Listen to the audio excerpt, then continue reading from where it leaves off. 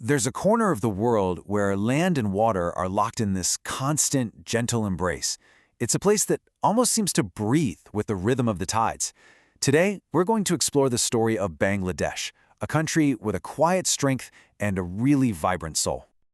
Amar Sonar Bangla. It means my golden Bengal. And, it's so much more than just the first line of their national anthem. These words, they're like a heartfelt promise. They capture this deep, deep love for a land that can be both a gentle provider and at the same time an absolutely formidable force.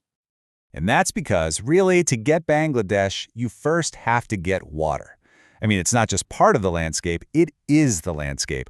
Water literally shapes everything here. The soil, the culture, the history, even the soul of the people. Okay, so let's start with this. A land of rivers. We're talking about the world's largest river delta. And to really see it, you have to kind of shift your perspective. Don't think of it as solid ground. Think of it more like a living, breathing tapestry that's woven from water itself. It's a place where that line between land and river is just beautifully blurred. So imagine this. You have three of Asia's mightiest rivers, the Ganges, the Brahmaputra, and the Meghna, and they all come together here in this grand finale. For centuries, they've been carrying down these gifts from the Himalayas, this super nutrient-rich silt, and using it to build this incredibly fertile, always-changing delta. This isn't just a geographical feature. It's the absolute lifeblood of the nation. And then every single year, the monsoon arrives. And let me tell you, it's not just rain. It's a total force of nature. It's what replenishes the fields, fills up the rivers, and makes this land one of the most fertile places on the entire planet.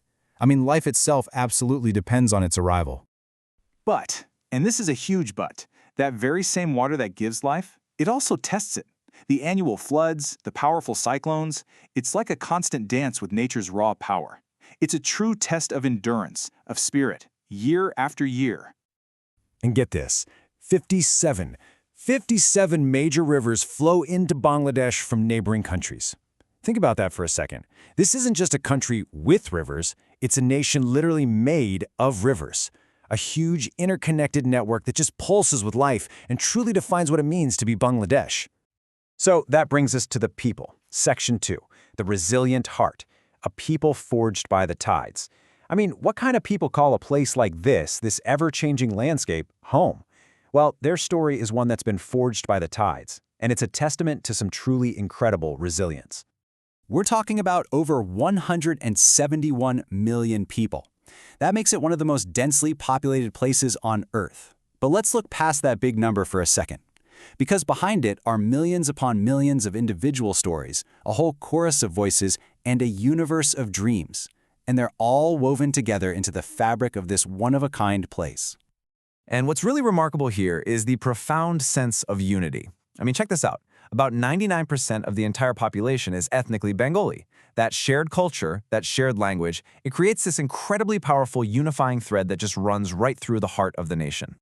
And that deep-rooted resilience we were talking about, it is more vital right now than ever before. Why? Because Bangladesh is one of the nation's most vulnerable to climate change, to rising sea levels. The people here are right on the front lines. But they're not just surviving, they're actively innovating and adapting with some really remarkable ingenuity. All right, let's step back a bit. To really understand the present, you've got to listen to the echoes of the past. This section is all about that history, which is as deep and winding as its rivers. It's a long, complex story, and it's left a permanent mark on the country's identity. And that story, it really does flow just like a river. It starts way back with ancient Buddhist and Hindu empires. Then, it moves through the incredible wealth of the Bengal Sultanate. Get this, it was once known as the richest country to trade with.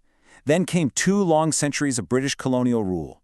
After that, the people found their modern voice in this incredibly passionate fight for their own Bengali language.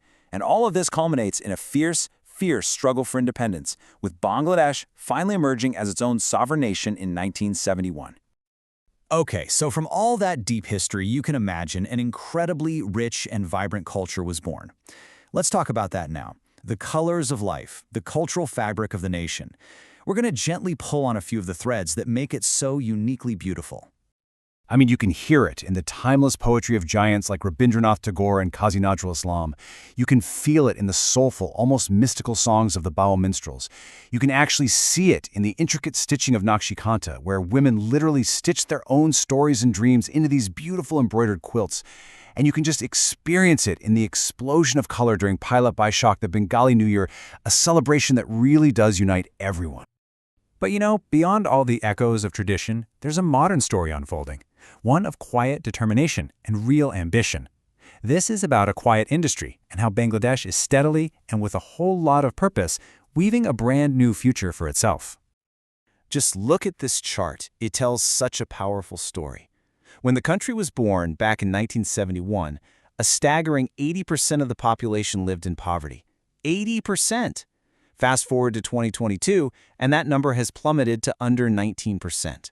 This isn't just a statistic, folks. This is genuinely one of the most successful stories of poverty reduction anywhere in modern history. And this slide, it really shows you the two faces of modern Bangladesh. On one hand, you've got the relentless hum of the textile looms. This is what powers the world's second largest garment industry.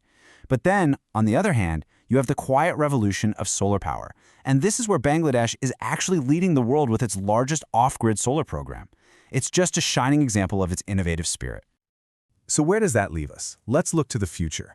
The golden horizon, a reflection on tomorrow. So what does the future hold for this land of rivers? Well, it looks like a golden horizon, for sure, but it's one that holds both immense promise and some pretty profound challenges.